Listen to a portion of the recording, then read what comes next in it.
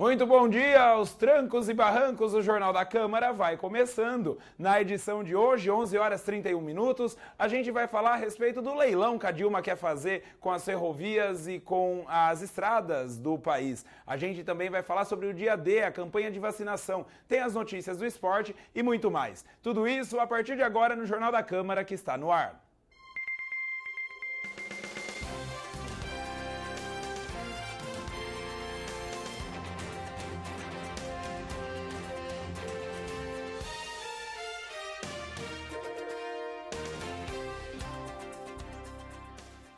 Muito bem, obrigado pela sua companhia, pela sua confiança aqui com a gente no Jornal da Câmara. A gente vai começar falando, a Dilma, presidente, da República, anunciou ontem que pretende leiloar as rodovias, boa parte das rodovias, e também retomar o que se diz, uma tentativa de fazer com que as ferrovias do país funcionem. A gente vai acompanhar tudo isso detalhadamente agora.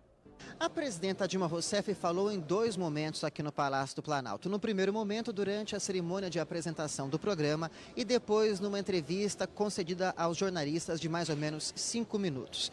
Na cerimônia, a presidenta Dilma Rousseff defendeu que o programa lançado hoje vai garantir uma logística mais eficiente e uma economia mais competitiva ao Brasil, que são fundamentais para o enfrentamento da crise econômica internacional, gerando emprego e renda.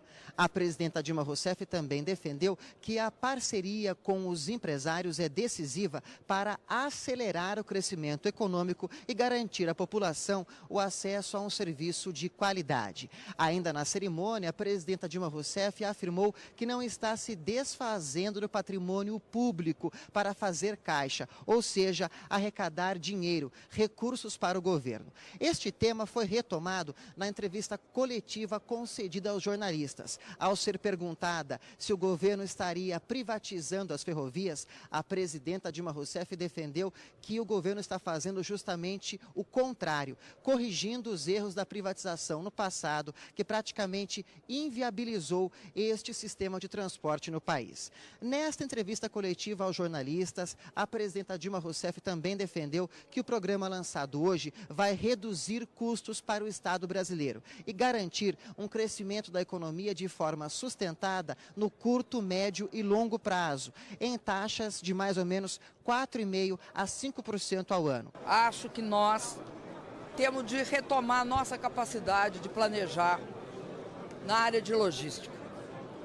Esse projeto é um projeto que ele visa assegurar que o país comece a ter cada vez mais uma estrutura de transporte compatível com o tamanho dele. Por isso nós estamos fazendo esses investimentos para fazer 10 mil quilômetros de ferrovia.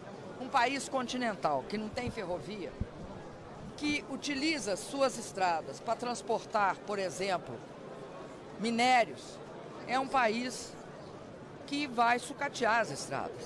Porque a ferrovia ela é compatível com transporte de cargas de alta tonelagem. É importante que nós tenhamos ferrovias. E é importante que nós conectemos as ferrovias com as rodovias. Quando nós finalizarmos, na última apresentação de portos, nós vamos mostrar a integração de toda a logística.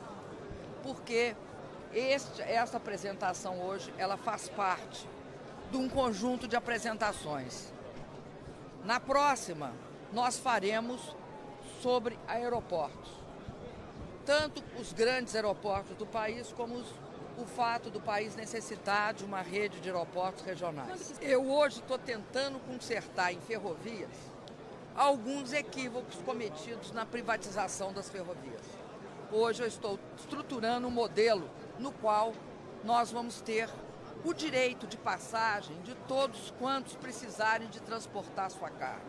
Na verdade, é o resgate da participação do investimento privado em ferrovias, mas é também o fortalecimento das estruturas de planejamento e de regulação. Porque o que um operador independente vai fazer? Ele vai transportar a carga que ele achar necessária. Ninguém que é dono de uma carga pode controlar uma ferrovia. a ferrovia de todos os que querem passar carga. Isso é o princípio de quem tem rede. Mas voltando ao que eu estava falando para vocês. No final, então, nós vamos articular todos os modais. E eu queria também dizer que nós pretendemos, também até metade de setembro, nós pretendemos lançar também toda a nossa questão relativa ao custo da energia elétrica. Tá? Isso pode alavancar o crescimento do Brasil. Reduz custo. Quando reduz custo, nós estamos querendo que o Brasil cresça numa taxa elevada por um período longo, elevada para nós em torno de 5, 4,5, 5, constante. E isso é necessário, isso para nós é fundamental. Para quê? Para garantir emprego. O nosso povo, minha querida, isso é um processo que mexe com investimento e com expectativa. Nós esperamos estar construindo um ambiente adequado para o crescimento. Agora, mas também no médio e no longo prazo. O que nós estamos olhando é o investimento no curto, no médio e no longo prazo. Este não é eu diria para vocês, um programa de investimento que esteja desconectado do PAC. Ele está integrado ao PAC e ele faz parte de uma visão de médio e de longo prazo do crescimento do país. Obrigado. Muito bem, tá aí a presidente Dilma, então, né? Eles mudaram a forma de falar privatização. Na verdade, agora eles estão concedendo as coisas. Se funcionar, vai ser muito interessante, já que todo mundo sabe que é muito mais econômico, ecologicamente correto, né? Fazer tudo via ferrovias. Tomara que dê certo, mas vai demorar um pouquinho. 35 anos. E sábado é o dia D, o dia de todo mundo levar os filhos, as crianças de até 5 anos para tomar a vacina. Vamos ver. 14 milhões. Este é o número de crianças esperadas nos 34 mil postos de vacinação em todo o país. Sábado é o dia D de mobilização. Os pais devem levar as crianças aos postos de saúde e com cartão de vacina. A campanha é de atualização da caderneta de vacinação. Começa dia 18 e vai até 24 de agosto. E tem novidade na vacinação. O Ministério da Saúde acrescentou 2 novas vacinas no calendário. Agora, além da gotinha, as crianças vão tomar a polio injetável e a pentavalente. Ela protege a criança de 5 doenças, como, por exemplo, a diarreia, a coqueluche e a hepatite B. A vacina já é oferecida nos postos, mas em doses separadas.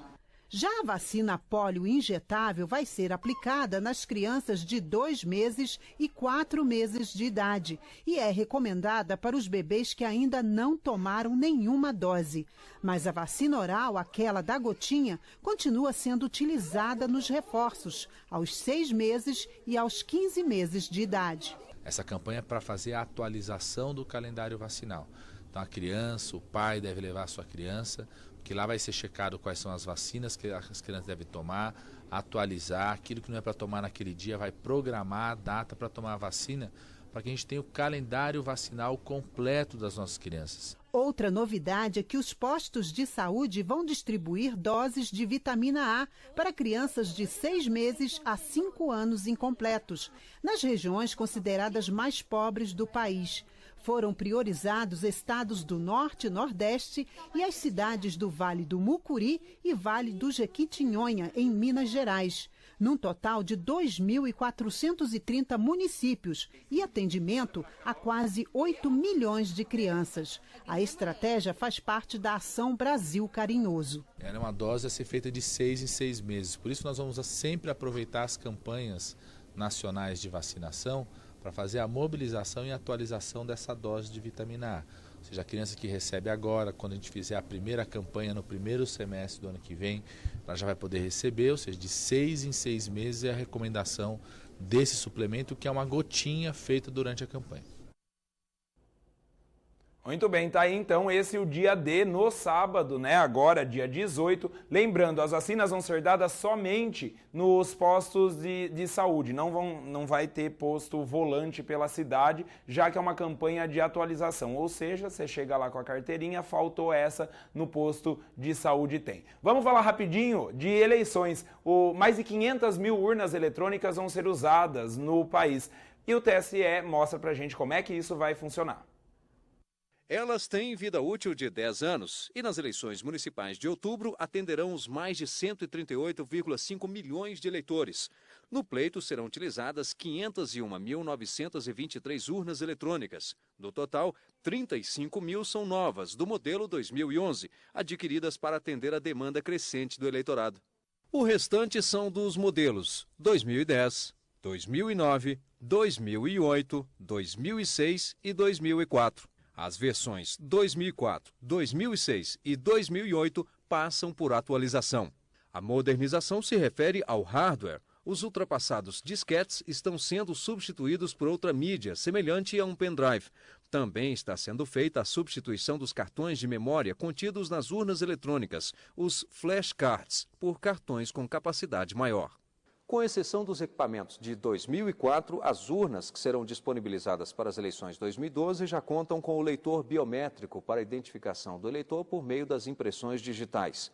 No pleito de outubro, serão identificados pela nova tecnologia 7,7 milhões de eleitores de 299 municípios de 24 estados. A biometria garante ainda mais segurança à identidade do eleitor, uma vez que cada pessoa possui digitais únicas, o que impede a tentativa de fraude no momento da votação.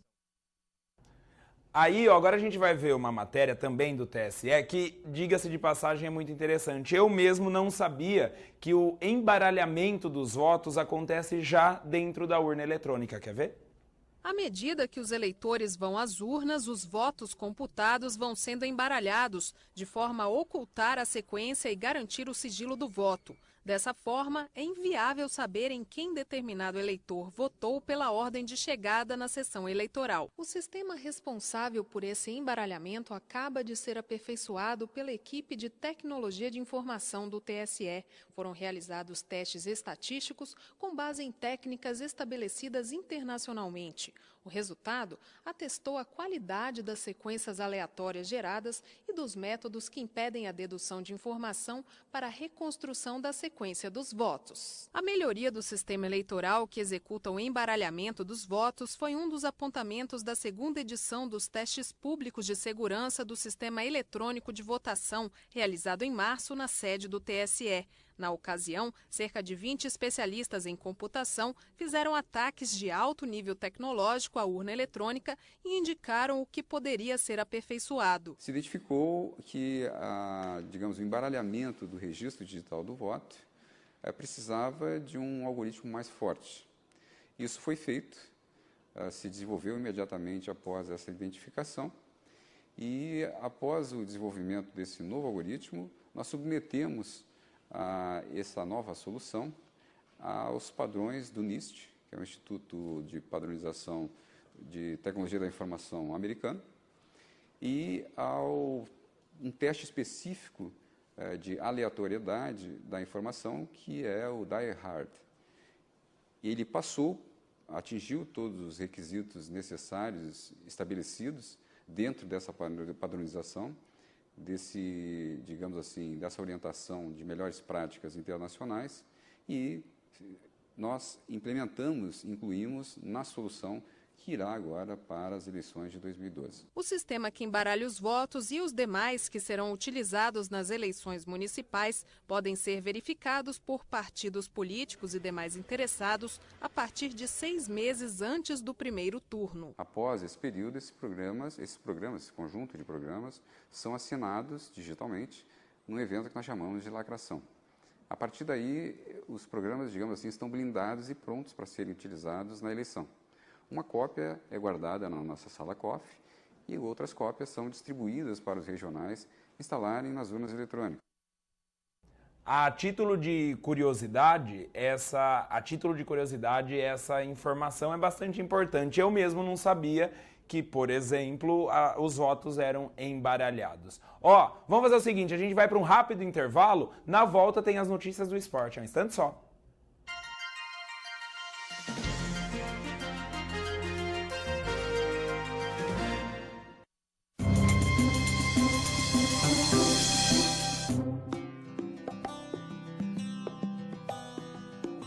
Algumas pessoas são assim, quer dizer, a escrita, né, o ato de escrever é tão natural delas quanto respirar. A vida dele era escrever, né, e ele tirava da experiência dele, da família dele, e da observação do ser humano, um assunto inesgotável que ele transformou em teatro, em literatura, romance, conto, crônicas, etc.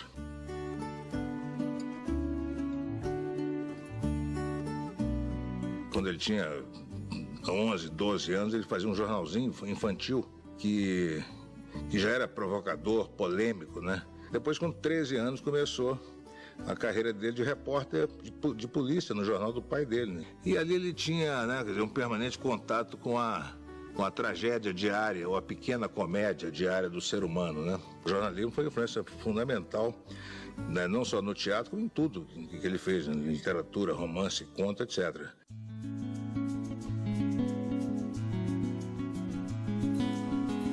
Fato em particular determinou toda a obra dele, o teatro dele, né, que foi o assassinato do irmão dele por uma mulher. Essa mulher, inconformada, foi à redação do jornal com a intenção de matar o pai dele. O pai dele não estava no jornal naquele momento, mas estava um dos irmãos. Toda essa problemática do ser humano, que é capaz de fazer uma coisa dessa, tirou de dentro do Nelson todo o universo humano que ele transportou para o teatro dele. E depois houve outras tragédias, né? Tudo isso cristalizando, digamos assim, toda uma visão do mundo do Nelson, né?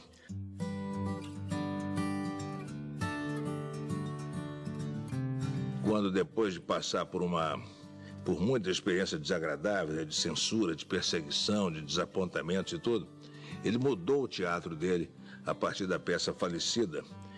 Deixou de ser aquele teatro mítico, ele passou a situar as peças dele na realidade carioca, da zona norte do Rio, com personagens bem populares, falando aquela gíria toda. Nesse cenário, com esses personagens, o Nelson tratou de todo o universo humano. Ele foi realmente às entranhas da alma do ser humano, nessas peças e nas peças míticas anteriores também. Não é possível você compilar a obra completa de Nelson Rodrigues. Só de A Vida Como Ela É, ele deve ter escrito cerca de 2.000 colunas. Romance assinado por Nelson Rodrigues, 1. Mas o outro, que é o Asfalto Selvagem, também é um romance, então seriam 2. Peças de teatro foram 17. A primeira peça dele foi A Mulher Sem Pecado, estreada em 1942. A segunda peça foi Vestido de Noiva, foi a que fez mais sucesso em todos os tempos, embora depois ele tenha feito muitas peças que fizeram um grande sucesso, como Boca de Ouro, Beijo no Asfalto, Bonitinha Mais Ordinária.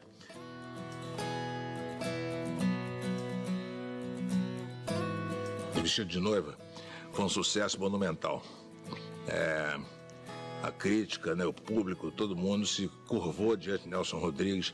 Era a peça que vinha para revolucionar o teatro brasileiro, mas o teatro dele sempre era perseguido. Todas tiveram grandes problemas com a censura. Ele era um sucesso, ele era muito famoso, ele era muito conhecido, né, muito admirado, e o teatro dele sempre com essa dificuldade toda. Duvido que no Brasil tenha havido um outro escritor, um outro intelectual com uma relação tão ambígua e conflitante com o sucesso como foi a dele.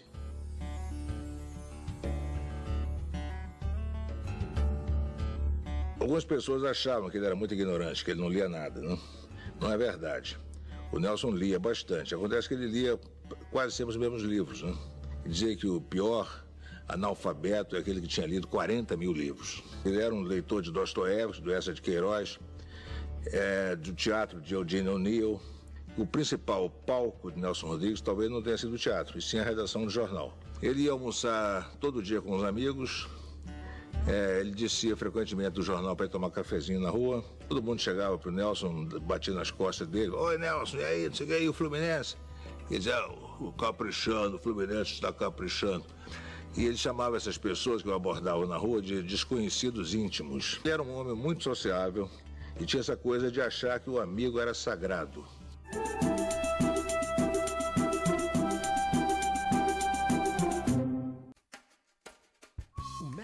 Feliz está chegando. É sábado 25 de agosto. Você vai ao McDonald's e pede um Big Mac. Assim você ajuda a devolver o sorriso para milhares de crianças. Quem participa do Mac Dia Feliz colabora com a maior campanha pela cura do câncer infanto-juvenil do Brasil. Participe! Sábado 25 de agosto. Transforme Big Mac em sorrisos.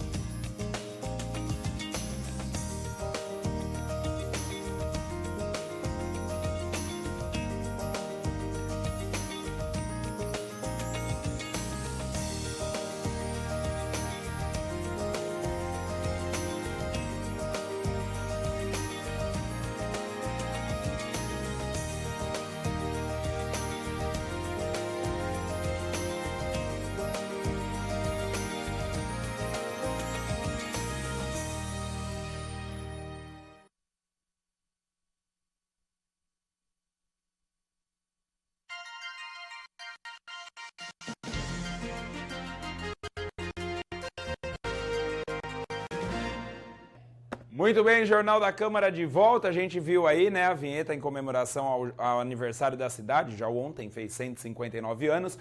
E a gente também viu o VT do Mac Dia Feliz. Ontem o Hugo e o Thiago tiveram em Jaú, eles fizeram um show lá na Expo, né, e relembraram a população. E você de casa, que ainda não comprou o seu ticket, pode comprar lá com as voluntárias do Amaral Carvalho. Mac Dia Feliz, agora dia 25 de agosto, 100% do dinheiro arrecadado com a venda de tickets e o dinheiro arrecadado no dia do Mac Dia Feliz, descontado os impostos, serão revertidos para a Fundação Amaral Carvalho, que cuida também de crianças com câncer. Então participe, ajude, todo mundo aqui em Jaú conhece muito bem o trabalho do Amaral Carvalho no que se diz respeito ao tratamento do câncer. Ó, falando em Expo Jaú, também preciso mandar um beijo para Karen Aguiar, agradecer a ela tudo que ela está fazendo lá pra gente. Eu preciso mandar um grande abraço para o Paulo Muriano, radialista aqui da cidade. Outro dia eu encontrei ele pediu esse abraço. Carlinho tá falando que você tá grande mesmo, viu, Paulo? Tá na Tropical e tá na Piratininga, né, o Paulo Muriano. E um abraço para ele, então. Ó, e vamos falar de esporte. A bandeira olímpica chegou ao Rio de Janeiro, quer ver? Um tecido branco com anéis entrelaçados que representam os 5 continentes. Este é o maior símbolo das Olimpíadas desde 1913, a bandeira. E hoje ela foi apresentada ao Rio de Janeiro para a abertura oficial do ciclo olímpico do Brasil. O passeio pela capital carioca começou pelo Complexo do Alemão, com a presença de autoridades e atletas medalhistas. A comunidade ganhou uma réplica. Já em Realengo, a bandeira recebeu honras militares. Por onde ela passa, emoção e expectativas. O que você espera do Brasil em 2016, agora que foi dada largada, né, desse ciclo olímpico? Mais medalhas, com certeza. Eu estou vendo aqui que eles estão bastante empolgados e acredito que a maioria aqui vai estar para o esporte e pode seguir para 2016 ou até 2020. Depois do Alemão e Realengo, no norte do Rio, a bandeira olímpica foi para Botafogo, na Zona Sul, e parou no Palácio da Cidade, sede da Prefeitura. A bandeira ficará aqui neste local até o término das obras do pavilhão olímpico, que está sendo construído na Cidade Nova, região central do Rio de Janeiro. As visitas serão possíveis, inclusive, nos finais de semana e feriados. É uma maneira de você também atrair a população para que ela possa participar durante todo esse tempo que nós vamos ter até os Jogos e principalmente durante os Jogos possa apoiar e estar presente nos eventos. E para integrar a comunidade carioca, nada mais autêntico do que o samba. A velha guarda das escolas Vila Isabel e Império Serrano acompanharam os cantores Martinalha e Arlindo Cruz na apresentação da canção escolhida como o hino oficial das Olimpíadas do Rio. Essa alegria que eu estou tendo com essa música seja uma alegria constante nas Olimpíadas, a gente tenha muitas vitórias e que o Rio cresça bastante.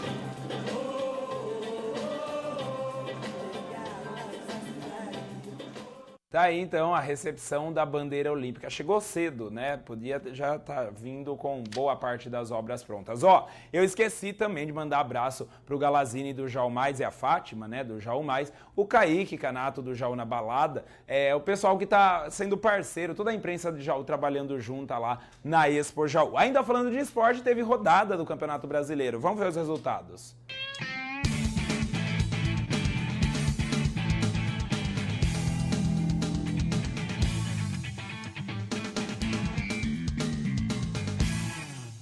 Pela 17ª rodada do Campeonato Brasileiro, a Lusa venceu o Grêmio 2-1 para a Portuguesa. O Cruzeiro empatou apenas com o Fluminense 1-1. A Ponte Preta perdeu para o Bahia 2-0. O Atlético Goianiense empatou com o Atlético Mineiro 1-1. O Botafogo venceu o Sport por 2-0. O Palmeiras venceu o Flamengo 1-0. Com esse resultado, o Palmeiras saiu da zona do rebaixamento. O Náutico venceu o São Paulo por 3-0 e dessa vez com direito a gol contra do goleiro artilheiro Rogério Ceni. O São Paulo sempre cada vez mais de mal a pior. Complementam a rodada hoje Vasco e Coritiba, Corinthians e Internacional, Figueirense e Santos. Após os jogos de ontem, a classificação do Campeonato Brasileiro está assim. O Atlético Mineiro é o líder com 39 pontos, seguido do Fluminense com 36. O Vasco é o terceiro com 34 pontos. O Grêmio ocupa a quarta colocação com 31 pontos. O Internacional tem 30, Botafogo e Cruzeiro 27. O São Paulo, ainda na oitava posição, tem 25 pontos. O Flamengo é o nono com 22 e o Corinthians o 10º com 21 pontos. Virando a tabela, a Portuguesa é a 11ª também com 21 pontos. Náutico e Ponte Preta tem 20 pontos. O Santos tem 17. O Palmeiras, fora da zona do rebaixamento, e o Bahia 16 pontos. Abrindo a zona da degola, Coritiba com 15, Sport com 14, Atlético Goianiense com 12 e Figueirense com 11 pontos.